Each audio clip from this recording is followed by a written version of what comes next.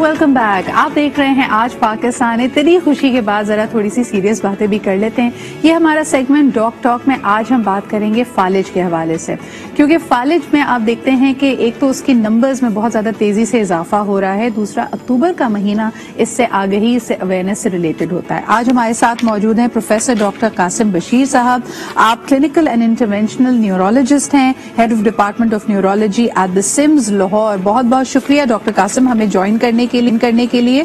सबसे पहले जब हम बात करते हैं फालिज की या एक्यूट स्ट्रोक की, तो कौन सी चीजें हैं जिसका हमें पता होना चाहिए? बिकॉज लोगों को लगता है ये आनन फानन होता है।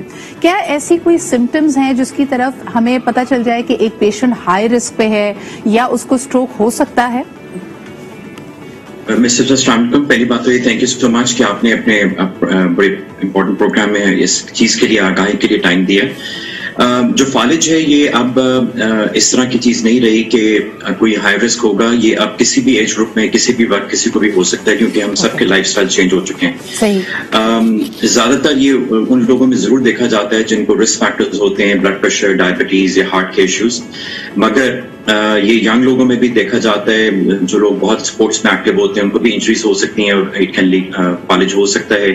खवातीन में खासतौर पे जब वो पैदाइश के दौरान बच्चे के, वो भी एक हाई रिस्क पीरियड होता है जिनको फालिज होने का खतरा होता है। तो ये किसी भी एज ग्रुप में देखा जा सकता है और इसको डील करना सबको पता होना चाहिए कैसे इसको मैनेज किया जाए। मगर जो सबसे इम्पोर्टेंट है, क्योंकि ये महीना फालिज की आगाही का है, तो जो सबसे इम्पोर्टेंट चीज जो है इस वक्त के पब्लिक को ये पता होना चाहिए कि जिस दिल के एक्यूट हार्ट अटैक के इलाज किए जाते हैं उसी तरह फालिज के इलाज किए जाते हैं। और उसमें जो आपके पास विंडो होती है टाइम की, वो 3 से 6 घंटे की है। यानी कि अगर अभी किसी को फालिज हुआ है तो 3 से 6 घंटे के अंदर अंदर अगर वो रिकॉग्नाइज हो जाए, यानी कि कोई जांच लेके फालिज हो रहा है और उसको बाबा उस ऐसे हॉस्पिटल में लेके आए जहाँ पे ये इलाज हो रहे हैं, तो फालिज की शिद्दत को कम किया जा सकता है। और कई बार अगर बहुत जल्दी वो मरीज पहुंच जाए तो कई बार बिल्कुल रिवर्स भी किया जा सकता है। बिल्कुल सही। डॉक्टर साहब मुझे ये बताइएगा, जिस तरह आपने कहा कि everybody can be at high risk, आपने कहा कि कोई ऐसे इंडिकेटिव सिम्टम्स नहीं होते। जैसे कुछ लोगों का ख्याल होता है कि भाई 1-2 दिन पहले सर भारी हो रहा है, आपकी तबीयत में कुछ आपको गिरावट महसूस हो रही है, ये अचानक होता है। मुझे ये बताइएगा कि हमारे यहाँ कई घरेलू टोटके अपनाए जाते हैं। लोग फौरी तौर पे कहते हैं कि कोई गर्म चीज पिला दो, जैतून का तेल पिला दो, शहद दे दो इस शख्स को, या इसके मुंह में चमचा फंसा दो ताकि उसको वो जो फालिज की एक इंटेंसिटी है वो कम हो। क्या इन टोटकों का कोई असर होता है? एंड आपने जिस तरह कहा, हम तो बहुत प्रेशियस जो वक्त है, बहुत कीमती वक्त है जिससे उस बंदे की जान बच सकती है, उसका फालिज का जो असर है उसको जाहिर किया जा सकता है, एक इंटरवेंशन हो सकती है, हम उसको जाया कर रहे होते हैं। तो इस बारे में आप क्या कहेंगे? जी बिल्कुल, आपने दुरुस्त फरमाया। जो ये सारे टोटके, इनका कोई रोल नहीं है। यहाँ पे कभी जंगली कबूतर खिला दो, ये कि गोश्त गर्म होता है, वो सब चीजें चल रही होती हैं, मगर इसमें सबसे ज्यादा नुकसान मरीज का और होता है, क्योंकि आप वो जो क्रूशियल टाइम है वो जाया कर रहे होते हैं। तो इसलिए जो सबसे इम्पोर्टेंट चीज है कि मरीज का जो फालिज के सिम्टम्स हैं वो बचाने के, अगर किसी का एकदम, यानी कि मैं फिर से वर्ड दोहरा रहा हूँ कि एकदम अगर कोई एक साइड चेहरे की फ्लैट हो जाती है या एक साइड काम करना छोड़ देता है, आपका राइट हैंड या टांग, या आपको बोलने में एकदम प्रॉब्लम आ जाती है। और बोलने की दो चीजें हो सकती हैं कि या आप बोल नहीं पा रहे या आप समझ नहीं पा रहे और आपकी बातें बिल्कुल कंफ्यूज तरीके से होना शुरू हो जाती हैं। मगर ये सब चीजें एकदम अचानक होती हैं और कई बार एक आंख की नजर चली जाती है किसी बगैर वजह के। ये चंद एक बड़े अलामात हैं फालिज के और इनको फौरन रिकॉग्नाइज अगर कर लेते हैं तो आप इनको करीबी अस्पताल लेके आए। डॉक्टर साहब मुझे ये बताइए कि जिस तरह आप बार बार इस पे स्ट्रेस कर रहे हैं, फालिज के लिए फौरी तौर पे क्या मेडिकल इंटरवेंशंस होती हैं? Is it very similar to the kind of intervention we do for a cardiac arrest? इसमें क्या किया जाता है एग्जैक्टली? जी बिल्कुल। तो अब जो सिंस 1996 एक ड्रग है वो अप्रूव हो चुकी थी, FDA ने, US ने कर दी थी, और बाहर के मुल्कों में तो 1996 ही चल रही है।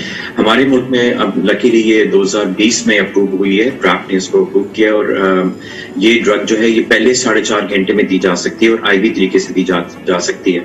और ये हमने अब एक हमारा जो अदारा है सर्विस हॉस्पिटल, वाहिद पब्लिक का अदारा है मुल्क में जिसने पहली दफा पूरे मुल्क में ये ड्रग फ्री ऑफ कॉस्ट देना शुरू किया जो फालिज के मरीज हैं, और इसकी कीमत बहुत ज्यादा है।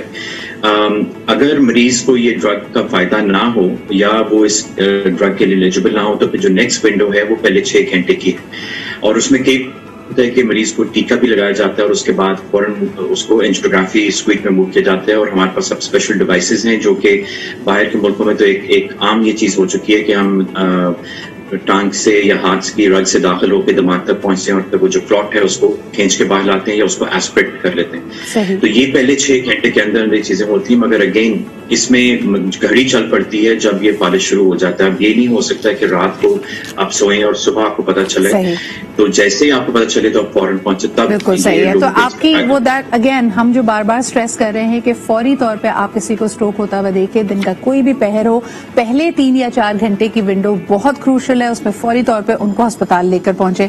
आखिरी सवाल करना चाहूंगी डॉक्टर साहब कि अगर तो कोई ट्रीटमेंट और इंटरवेंशन टाइमली दे दी जाती है, उसके बाद पोस्ट ट्रीटमेंट क्या होता है कि इसमें भी फिजियोथेरेपी में जाना पड़ता है?